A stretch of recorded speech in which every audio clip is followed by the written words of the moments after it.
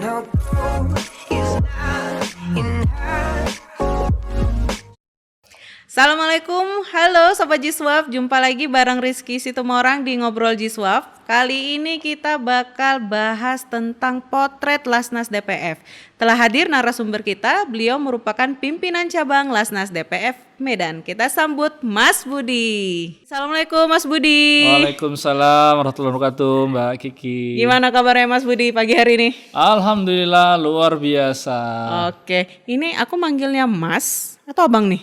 Boleh mana aja, kalau Medan biasanya abang. Oh gitu ya. Tapi banyakan sih Mas mereka manggilnya. Udah terkenal ininya Mas Budi ya. Iya. Oke Mas Budi, ini Lasnas DPF. Sebenarnya apa sih ini Bang Lasnas DPF ini? Ngapain hadir? Cita-citanya apa juga gitu? Boleh dong dikasih tahu ke Sobat Jiswaf. Baik. Ya, jadi alhamdulillah Lasnas DPF ini hadir sebenarnya baru saja mendapatkan izin dari Kementerian Agama sebagai lembaga amil zakat nasional. Oke. Iya, jadi tapi untuk kegiatan-kegiatan kita sejatinya sudah sejak 2010 yang lalu. Oh jadi 2010 itu sudah DPF udah ada gitu ya Bang ya? DPF itu sudah Oke. hadir, eksis di masyarakat melalui program-program pemberdayaan. Tapi memang kita mengkhususkan kala itu di bidang pendidikan, Mbak. Pendidikan ya. Yes. Iya, pendidikan ini lebih kepada kita melihat output dari pendidikan ini apa.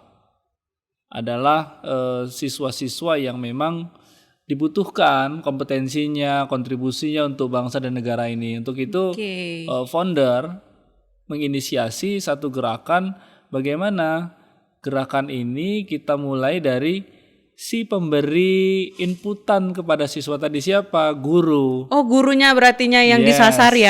Ya, Oke. jadi bagaimana dengan gurunya mendapatkan kompetensi yang bagus, materi-materi ajar yang bagus, cara-cara mengajar yang kreatif, disenangi, dan kita berharap generasi-generasi yang dihadirkan nanti lebih kuat, lebih mandiri, dan tentu punya daya saing yang kuat.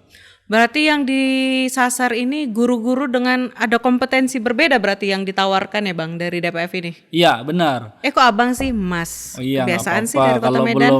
belum akrab gitu. Ini lama-lama juga akrab. Aduh. Nanya. Oke, jadi itu di mana aja dulu Bang? Bang lagi, nggak apalah Bang aja ya. Ya bangun boleh kalau mau akrab. Jadi yang udah dilaksanakan itu guru-gurunya tuh di daerah mana aja nih Bang? Iya, jadi kita ini menyasar di guru-guru daerah-daerah terpencil ya. Salah satunya di Labuhan Batu, kemudian di Singkil, kemudian di Muko-Muko ya. Muko-Muko itu daerah Bengkulu. Jadi daerah-daerah sini yang notabene pendidikan gurunya juga terbatas, mendapatkan akses pembelajaran dan pengajaran yang modern kali ini. Ya, itu yang kita transfer ke sana, ilmu-ilmu knowledge ini oleh tim ahli yang sudah kita persiapkan. Oke. Itu gimana responnya Bang? Kan artinya kita ada semacam dari DPF ada penawaran program yang lebih modern gitu ya. Penerimaan guru-guru tuh di sana gimana gitu? Alhamdulillah per hari ini 2020 kemarin kita sudah memberikan pendidikan kepada para guru ini dalam bentuk kompetensi mengajar, belajar mengajarnya itu hampir 4.500 guru. 4.500 guru. Benar. Wow. Keren kali tuh Bang. Jadi memang kompetensi yang lebih modern itu misalnya lebih spesifiknya apa tuh Bang yang diberikan ke gurunya tuh Bang? Iya, hari ini kan kita tidak pungkirin ya, digitalisasi dalam semua aspek, termasuk pendidikan juga, Nah, hal ini seperti dejavu mungkin ya, DPF ini ya, kondisi pandemik hari ini mensyaratkan setiap orang harus daring. Oke, jadi semacam kejawab juga ya apa yang udah dilatih dari 2010 tadi ya Bang ya? Yes, dari 2010 kita sudah menyiapkan tenaga-tenaga pengajar yang memiliki kompetensi tingkat digitalisasi. Untuk itu hari ini per 2020 kemarin pemerintah sudah mencanangkan proses pengajaran pendidikan PJJ ya, jarak PJJ jauh ya, dengan daring. Dan hari ini kita saksikan pengumuman dari kementerian kegiatan ini diperpanjang. Kita juga nggak tahu nih sampai kapan. COVID. Jadi luar biasa nih.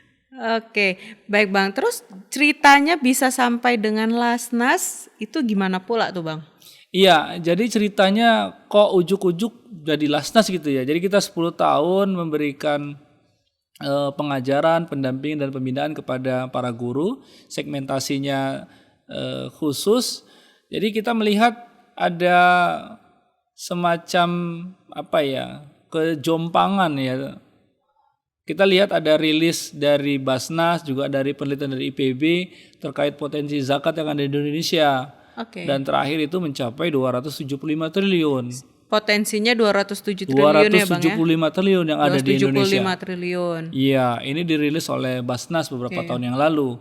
Alhasil apa yang kita temukan? Dari seluruh lembaga amil zakat nasional, Basnas, mengumpulkan potensi zakat yang ada di Indonesia ini hanya 2%. 2%? Hanya 2%. Okay. Artinya apa? Ada 98% ini yang tidak terserap. Apa penyebabnya? Banyak hal.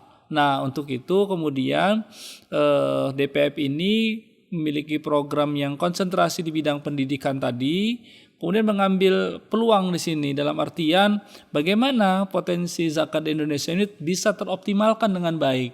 Kita memiliki tanggung jawab ingin memberikan kontribusi yang besar juga buat bangsa ini. Untuk itu kami hadir.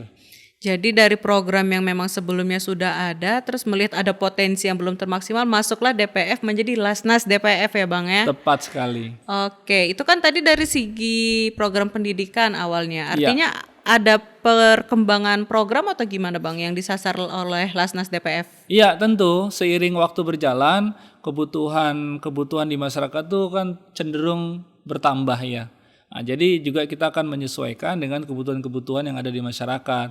Jadi untuk di pendidikan sendiri kita lebih kuat atau menguatkan pada program IVC nantinya. Apa tuh Bang IVC Bang?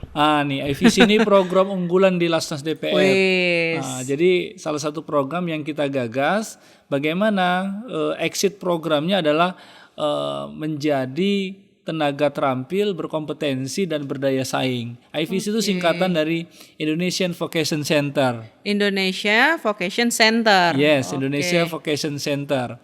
Jadi pusat vokasinya Indonesia hadir di Lasnas DPF. Ini artinya belum di sama lembaga-lembaga yang lain belum berarti ya Bang ya? Kurang tahu juga kita ya, tapi kita fokus ke potensi kita ya. Jadi di sini juga kita menguatkan kegiatan IVC ini pada bidang teknologi dan informatik. Artinya fokusnya memang dititik beratkan pada teknologi informasi ya Bang ya, ke teknologi IT ya? informasi. Jadi ke IT, jadi kita menyiapkan satu komunitas, kemudian satu masyarakat yang memang nanti paham terkait coding, terkait programming, desain grafis. Nah, sekarang kita melihat bidang-bidang ini menjadi sangat populer hari ini. Apalagi udah seperti big data juga gitu ya Bang. Memang kayaknya ke depan ini memang semuanya harus berunsur teknologi ya Bang ya. Benar, itu tidak bisa kita pungkiri sebuah keniscayaan perubahan.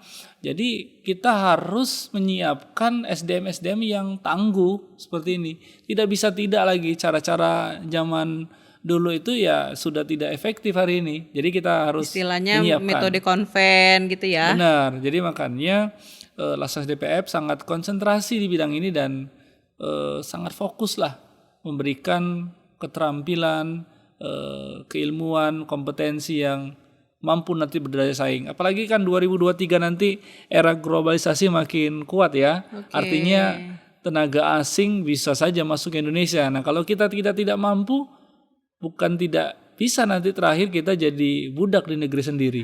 Artinya memang kita pun harus bisa berdaya di negeri sendiri ya Bang, dengan kompetensi yang juga luar biasa kuat, gitu ya. Kita harus bisa bersaing dengan orang-orang dari luar sana. Nah, tantangan ini buat kita sekaligus ancaman. Tantangan dan ancaman. Tantangan sekaligus ancaman. Jadi ini ancaman sangat besar. Jadi kalau kita tidak segera menyiasati atau membuat strategi, maka ancaman ini akan terlewatkan, akan menggerus kita. Tapi kalau kita melihat ini sebuah tantangan, ini akan membuat masyarakat Indonesia ke depan lebih cerdas dan berdaya saing dunia. Dan itulah kenapa Lasnas DPF hadir ya Bang ya. Benar sekali. Oke, jadi Bang kalau Abang pribadi lah sebagai juga ketua cabang ya di Medan nih, Lasnas Ya. DPF Medan. Kalau ngelihat dari potensi di Medan sendiri tuh gimana?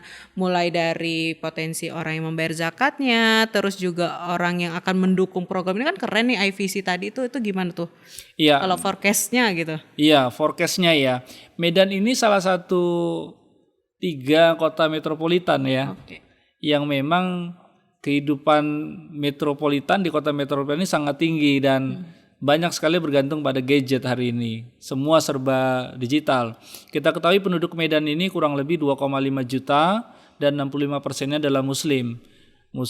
Jadi kalau kita melihat track outlook zakat 2020 yang lalu, ini track middle Muslim kelas menengah ke atas itu meningkat. Meningkat. Di Medan karena memang dia adalah kota metropolitan, ini banyak sekali middle class di kota Medan yang potensinya masih sangat besar dan kami melihat ini belum optimal. Nah, kami akan menggarap ini, mengambil peluang ini untuk optimalisasi program-program di bidang IVC yang memang dibutuhkan.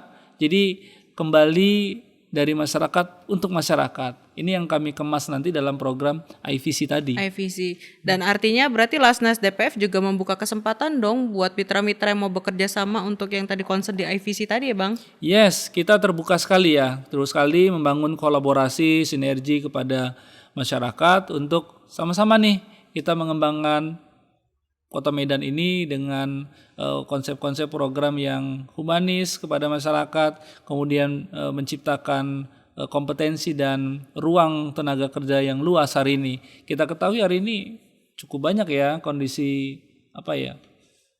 kondisi kritis lah ya, karena kondisi pandemik juga membuat orang ya ribuan orang ter-PHK hari ini. Kemudian kalau nggak punya kompetensi, apa yang dihasilkan? Akhirnya apa? Ya menambah beban negara. Nah, kita hadir bagaimana kita mampu memberikan kontribusi mengambil beban negara itu. Jadi kita hadir untuk mengambil beban negara itu menjadi bebannya Lasnas DPF. Jadi Lasnas ini juga hadir sebenarnya untuk mendukung pemerintah ya Bang ya, membantu akselerasi cita-citanya negara gitu berarti Bang ya. Cita-cita negara, kita menjadi bagian yang tidak terpisahkan dari itu untuk menuntaskan, menyelesaikan persoalan sosial ini. Wah, menarik ya Sobat Jiswap. Jadi tadi kenapa memang Lasnas DPF hadir, salah satunya sudah hadir di Kota Medan. Memang yang ditawarkan adalah program unggulan, yaitu IVC. Baik Bang, jadi kalau teman-teman kita ini mau kepo-kepoin Lasnas DPF ini boleh main-mainnya kemana nih Bang? Apa nih IG-nya atau websitenya? Ya, jadi teman-teman yang ingin ngepoin Lasnas DPF ini ya kita sudah fasilitasin ada di web kita lasnasdpf.org. Nah, lihat ya nanti di bawah ya. Ya. Nah, di sini ya. Kemudian di sosmednya juga ya, lasnasdpf.org. Bahkan channel ini juga ya. Channel ini juga membantu Lasnas DPF untuk menyampaikan siar kepada masyarakat. Nah, kami juga karena kami menjadi organisasi yang baru di dunia filantropi, kami mengajak Anda para anak-anak muda nih, milenial, generasi milenial, untuk memberikan kontribusi aktif kepada masyarakat via Lasnas DPF. Kami sangat terbuka sekali mengundang Anda masuk ke dalam manajemen kami di Lasnas DPF. Buat para milenial ada panggilan nih dari Bang Budi, bisa jadi menawarkan ide-ide yang menarik juga ya Bang ya tadi, karena yang kita hadapi juga teknologi akan semakin meningkat. Tadi seperti sama-sama kita dengar 2023 ya Bang ya. 2023. Keadaan teknologi memang benar-benar meningkat. Jadi buat teman-teman yuk boleh kontak-kontak teman-teman kita di Lasnas DPF Kota Medan, nanti kunjungin websitenya sama kepoin Instagram ataupun sosial media lainnya. Bang Budi, makasih banyak udah menginspirasi, keren banget nih Lasnas DPF-nya dengan program-programnya. Semoga tujuannya memang untuk berkontribusi tadi itu benar-benar semakin ini ya Bang, makin amanah dan banyak mendapatkan support dari masyarakat. Amin. Oke, Sobat Jiswap, terima kasih sudah menyaksikan Ngobrol Jiswap. Jangan lupa saksikan episode kita setiap hari Jumat pukul 9 pagi. Jangan lupa juga like, share, komen channel kita di DPF TV. Rizky Situmorang undur diri. Assalamualaikum warahmatullahi wabarakatuh. And I'll go